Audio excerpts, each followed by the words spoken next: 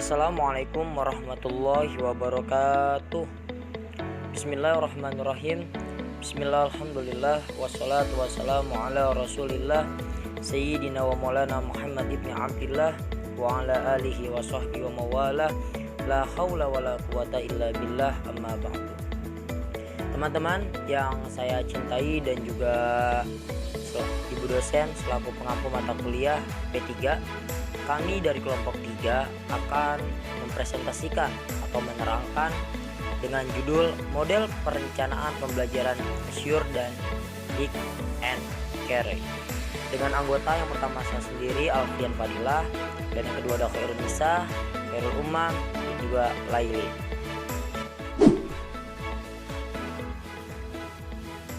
Model Azure sebagai sebuah model desain pembelajaran.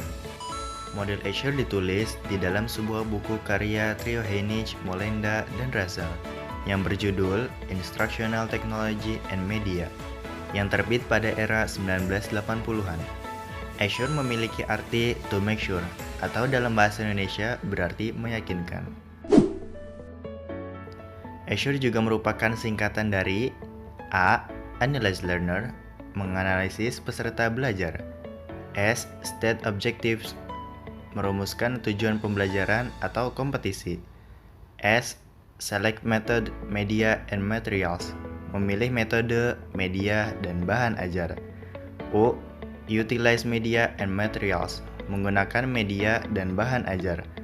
R. Require Learner Participation, mengembangkan peran serta peserta belajar.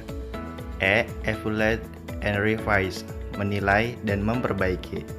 Atau bisa kita tarik kata kerjanya menjadi analyze, state, select, utilize, require, and evaluate. Berikut analisisnya. Analyze learner. Pada desain pembelajaran, peserta belajar adalah hal terpenting. Apapun bentuk produk model desain pembelajaran, maka semua upaya diwujudkan demi melancarkan proses belajar. Dalam melakukan analisis, peserta belajar memiliki beberapa hal yang perlu dilakukan. Misalnya karakteristik umum peserta belajar, kompetisi awal yang menjadi model dasarnya, gaya belajar dari peserta belajar, aspek psikologis dari peserta belajar, dan banyak lagi sesuai dengan kebutuhan. State Objective. State Objective is a statement of what will be achieved, not how it will be achieved. Jadi, state objektif adalah merumuskan tujuan pembelajaran. Pada tahap ini, kita dapat menggunakan rumusan tujuan dengan model ABCD. A. Audience, atau pelajar dengan segala karakteristiknya. B. Behavior, atau kemampuan yang harus dikuasai. C. Condition, atau kondisi yang memungkinkan pembelajar belajar dengan baik. D. Degree, atau syarat khusus sebagai standar baku pencapaian tujuan pembelajaran.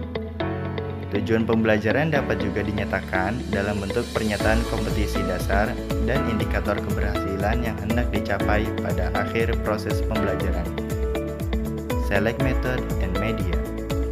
Pada tahap ini, kita memilih metode, media, dan bahan ajar yang sesuai.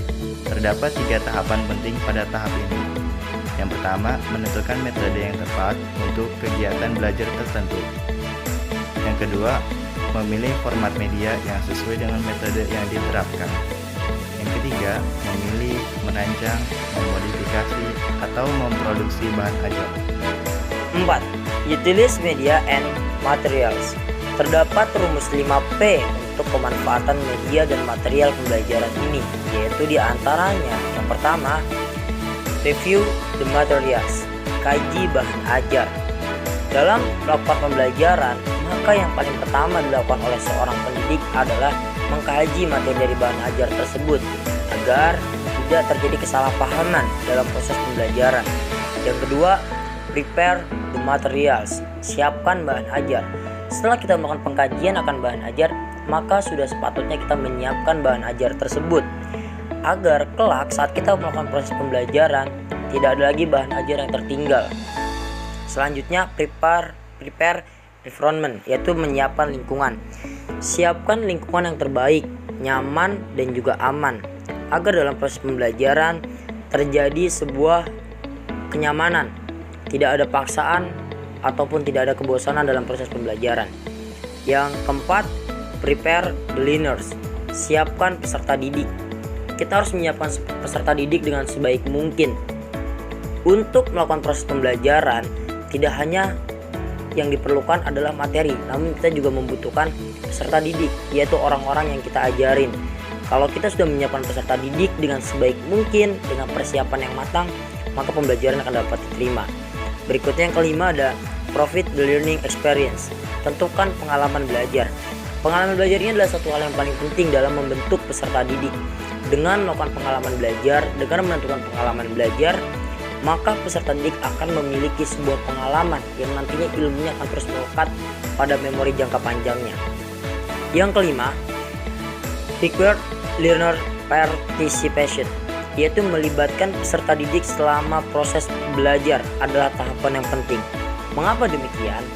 Kalau dalam pembelajaran hanya dilakukan secara satu arah, tidak adanya tektok antara pendidik dan juga peserta didik, maka pembelajaran hanya sebatas pada pemberian materi. Kalau hanya sebatas pada pemberian materi, Google lebih canggih daripada seorang pendidik. Bedanya harus ada pendidik, yaitu tektok antara keduanya. Seorang pendidik harus memiliki rasa untuk merasakan apakah murid sudah memahami materi yang diajarkan. Karena itu perlunya partisipasi peserta didik secara aktif dalam proses pembelajaran. Yang keenam, evaluate and revisi. Jadi dalam proses pembelajaran itu penting untuk kita melakukan evaluasi dan juga revisi. Mengapa kita melakukan evaluasi dan revisi?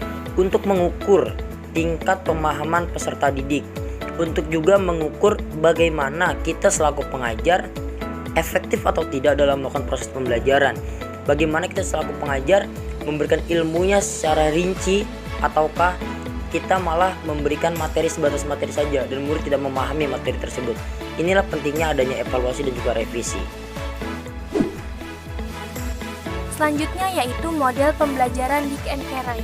Model pembelajaran Dick and Carey merupakan model pembelajaran yang dikembangkan melalui pendekatan sistem terhadap komponen-komponen dasar dari desain sistem pembelajaran yang meliputi analisis, desain, pengembangan, implementasi, dan evaluasi. Model sistem pembelajaran yang dikembangkan oleh Dick dan kawan-kawan ini terdiri atas beberapa komponen yang perlu dilakukan untuk membuat rancangan aktivitas pembelajaran yang lebih besar. Dick and Carey memasukkan unsur kognitif dan behavioristik yang menekankan pada respons siswa terhadap stimulus yang dihadirkan. Komponen-komponen sekaligus langkah-langkah utama dari model desain sistem pembelajaran yang dikemukakan oleh Dick dan kawan-kawan yang terdiri atas yang pertama yaitu mengidentifikasi tujuan pembelajaran.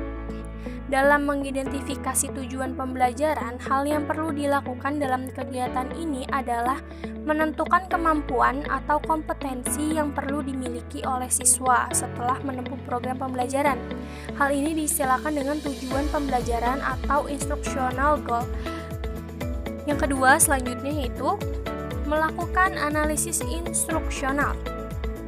Setelah melakukan identifikasi tujuan pembelajaran, maka selanjutnya adalah analisis instruksional, yaitu sebuah proses yang digunakan untuk menentukan keterampilan dan pengetahuan relevan dan diperlukan oleh siswa untuk mencapai kompetensi atas tujuan pembelajaran. Dalam melakukan analisis instruksional, beberapa langkah yang diperlukan untuk mengidentifikasi kompetensi berupa pengetahuan, keterampilan, dan sikap yang perlu dimiliki oleh siswa setelah mengikuti proses pembelajaran. Selanjutnya yaitu analisis siswa dan konteks. Dalam model Dick and Carey, analisis terhadap siswa yang akan belajar dan konteks pembelajaran, kedua langkah ini dapat dilakukan secara bersama-sama atau paralel. Analisis konteks meliputi kondisi-kondisi terkait dengan keterampilan yang dipelajari oleh siswa dan situasi yang terkait dengan tugas yang dihadapi oleh siswa untuk menerapkan keterampilan yang dipelajari. Selanjutnya yang keempat yaitu merumuskan tujuan pembelajaran khusus. Berdasarkan analisis instruksional, seorang perancang desain sistem pembelajaran perlu mengembangkan kompetensi atau tujuan pembelajaran spesifik. Hal ini perlu dikuasai oleh siswa untuk mencapai tujuan pembelajaran yang bersifat umum.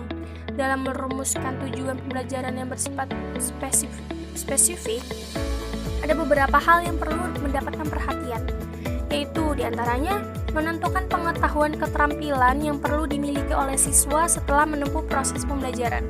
Selanjutnya, kondisi yang diperlukan agar siswa dapat menentukan atau melakukan unjuk kemampuan dari pengetahuan yang telah dipelajarinya. Yang terakhir, indikator atau kriteria yang dapat digunakan untuk menentukan keberhasilan siswa dalam menempuh proses pembelajaran. Selanjutnya yaitu mengembangkan instrumen penelitian. Berdasarkan tujuan kompetensi khusus yang telah dirumuskan, langkah selanjutnya adalah mengembangkan alat atau instrumen penilaian yang mampu mengukur pencapaian hasil belajar siswa. Hal ini dikenal dengan istilah evaluasi hasil belajar. Hal yang penting dalam menentukan instrumen evaluasi yang akan digunakan adalah instrumen harus dapat mengukur performance siswa dalam mencapai tujuan pembelajaran yang telah dirumuskan. Nomor 6. Mengembangkan strategi pembelajaran. Strategi pembelajaran yang dapat digunakan dalam mengimplementasikan aktivitas pembelajaran yaitu aktivitas pra-pembelajaran, penyajian materi pembelajaran, dan aktivitas tindak lanjut dari kegiatan pembelajaran. Penentu strategi pembelajaran harus didasarkan pada faktor-faktor berikut. 1. Teori terbaru tentang aktivitas pembelajaran. 2. Penelitian tentang hasil belajar. 3. Karakteristik media pembelajaran yang akan digunakan untuk menyampaikan materi. 4. Materi atau substansi yang perlu dipelajari oleh siswa. 5. Karakteristik siswa yang terlibat dalam kegiatan pembelajaran.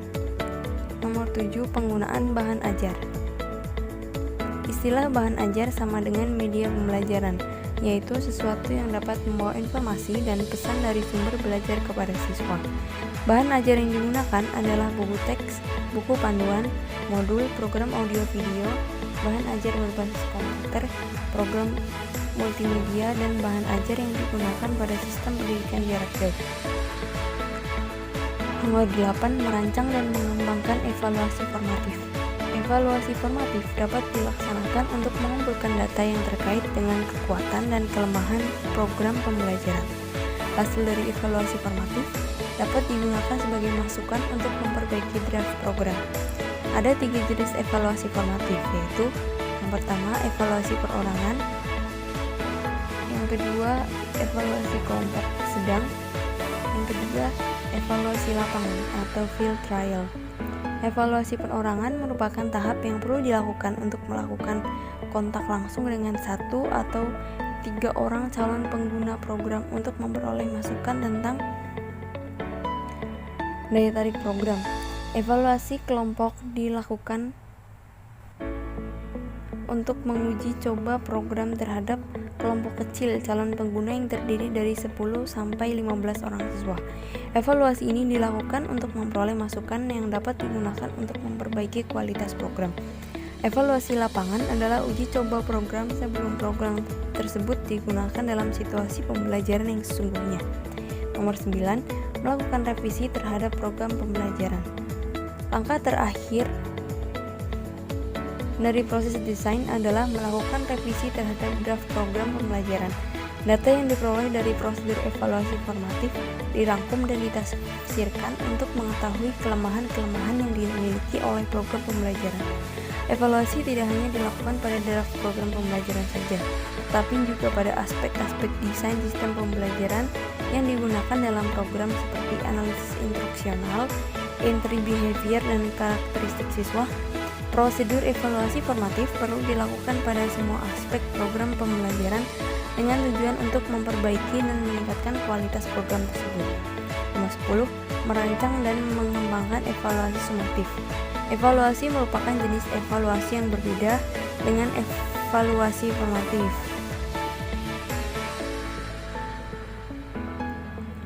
Evaluasi ini dianggap puncak dalam aktivitas desain pembelajaran yang dikemukakan oleh Dick and Carey. Evaluasi sumatif dilakukan setelah program selesai dievaluasi secara formatif dan direvisi sesuai dengan standar yang digunakan oleh perancang. Evaluasi sumatif tidak melibatkan perancang program, tetapi melibatkan penilai independen.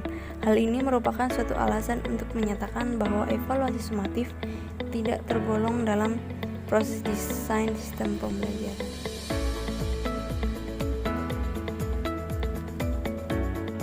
Sekian dari kami kelompok 3, mohon dimaafkan apabila ada kesalahan kata, penyebutan, atau apapun. Kami mohon bukan pintu maaf yang sebesar-besarnya. Bagi teman-teman mungkin ada yang ingin bertanya, kami akhiri dengan Assalamualaikum warahmatullahi wabarakatuh.